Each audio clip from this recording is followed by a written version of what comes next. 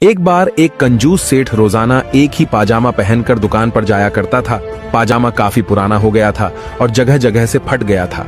घर वालों और परिचितों के बार बार कहने पर उसने बड़ी हिम्मत करके अपने लिए एक नया पाजामा सिलवाया। घर आकर जब उसने पाजामा पहना तो वह 4 अंगुल बड़ा था।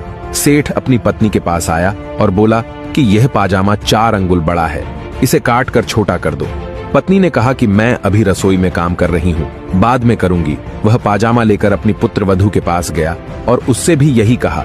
वह बोली कि मैं अभी घर की साफ सफाई कर रही हूँ। सेठ बेटी के पास पहुंचा तो वह भी पढ़ाई में व्यस्त थी।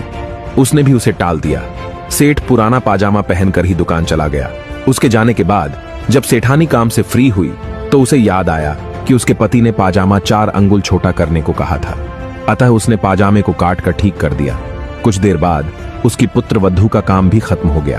उसे भी ससुर जी के पजामे को काटकर 4 अंगुल छोटा करने की बात याद था। उसने भी कर दिया। इसके बाद बारी थी बेटी की। उसने भी अपने पिता की आज्ञा का पालन किया। शाम को जब सेठ घर वापस लौटा तो उसने पाया कि उसका पाजामा 12 अंगुल कटकर बेकार हो चुका था। निष्कर्ष, किसी काम को करवाने के लिए सुनिश्चित कर लेना चाहिए कि वह काम किससे कराना है। और अगर आप लोगों को इन सब में दिलचस्पी है तो हमारे साथ जुड़े रहिए।